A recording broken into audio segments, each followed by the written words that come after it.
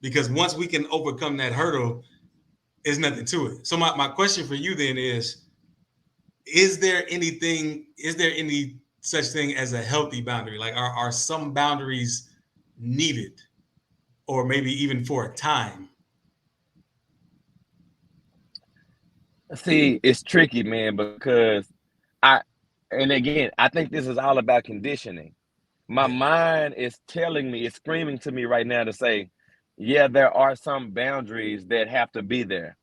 But my heart is telling me, where are those boundaries at? Because I can't think of any. I can't think of a boundary in my life that I need to set now. Now, if you're saying that, hey, if I'm saying that, like I can't really think of any. You know what I'm saying? Because even when it comes to people, like the reason why I use the Urkel story as an example is because the biggest boundaries that I think that we try to set is with people, right? And and then I think about all the people that I have in my life and the reason why they're there, whether I'm appreciative of them in every moment or not. And the thing is, I should be appreciative of them in every moment, whether it looks the way that I want it to look or not anyway, because I have chosen for them to be in my life. And I think that's where the hang up is because, you know, there's a word that always floats around when it comes, and that's toxic, or people that are not living their life the same way that I live mine. But why should I expect anybody that doesn't have the exact same circumstances, that does not have the exact same um, components of their life as me to live it the way that I live it? And that's where I think that I have to draw my line. But go ahead, Jay. What about you? Yeah. So I was thinking on this because I mean, like, of course, there are some boundaries. Like I lock my house at night, but thinking about it, I'm just thinking about like communities before they were just houses. They might have been huts or something close together, and I'm sure it was a different feeling. Like when you if you have to be fearful of your stuff being taken, it's like, is it even worth having? You know what I mean? Like, is that stress worth it? And if we lived a little more freer in a sense, we would feel freer. Like we wouldn't feel the burden of having to take care of all these things, of all these responsibilities. But really, that's just based on the boundaries we set, the limits we set. And it's not necessarily. I'm not saying it's the individual's fault either, because it is a cultural thing. But to start bringing awareness of it, we can start taking down some of these boundaries in a sense. So I'll say this too because I didn't catch everything because my maybe it was my internet was jacked up, but you said the boundaries may be your house, right? And just I want to bring it back because I know you might have said it, but what kind of boundaries would you set for your house? Like, what kind of But boundaries yeah, would like I those said, like I really mean, be? yeah, like I do like the house. I probably wouldn't just want anybody just walking in at any time. But let's say I didn't have that boundary, it would change how my house is organized. It would probably change how I act in it in a sense. Like it would probably be like like come on in. You know what I mean? Like it's different, but it since there is a thing of protect your valuables, hide this, or like it's almost like a burden to carry when you think about it. You know what that makes me think of?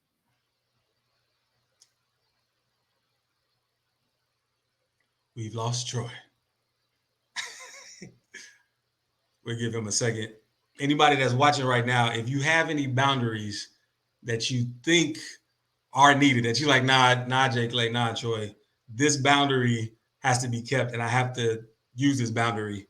Feel free to let us know in the comments.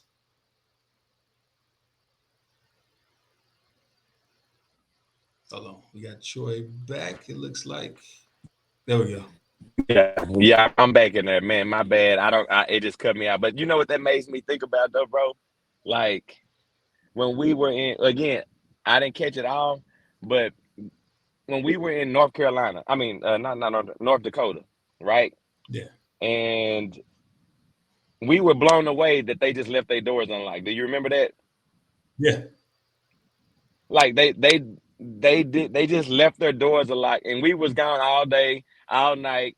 And now again, I'm not saying don't lock your doors. You know what I'm saying? I'm not saying that like you don't want people in your house that you don't want in your house. I mean, I get it. You know what I'm saying? I don't want people in my house that I don't want in my house. But the thing is, people don't just want to come in my house. Like the only time somebody's, it's which we have a definition called an intruder, right? Somebody that's essentially coming to take something out your house that you don't want. But generally, most people don't just come in, like, because nobody went to their house while we were there. Yeah. And it's just an amazing concept, but they also seem free. They also seem like they were not worried, and they seem like they were just having fun. You know what I'm saying? Like, I don't know what that really means, but I don't think I don't think that putting a lock on your door is creating necessarily a boundary. You know what I'm saying? I think Yeah, it's more tied to like who I welcome here. Who do I welcome into this place? And who would you not want at your house that's in your life? You know what I'm saying? That you actually are tied to. but see, and that's why I say it's kind of like it's more of a cultural boundary. Like, okay, what you brought up in North Dakota is a perfect example. I feel like people in that community are all on similar levels. So it's not really and this is from the outside looking in it. So if anybody's from North Dakota and y'all like that's not true, forgive me. But it's like people are kind of evenly matched on the status where it's like, nah, we're community. We're looking out for you. That's so and so. That's so and so. We're not going to do anything wrong. And I don't know if you remember in North Dakota, they had said the day before somebody had stole their bike, but then they left a better one there, and we didn't believe them. But we later, throughout the course of the trip, ended up believing them because of the things we saw. We saw people in the bars leaving their phones in the middle station, going to the bathroom, coming back and picking up their phones. Like nobody was stealing anything. Nobody had that kind of malicious intent to sneak in people's houses or nothing. And every house we went to, people would just walk in, no key. And it was like a beautiful feeling even there. It was like, man, this is so cool and peaceful. And at the same time, you wouldn't even want to steal anything because you wouldn't want to disrupt that balance that has been created in a sense.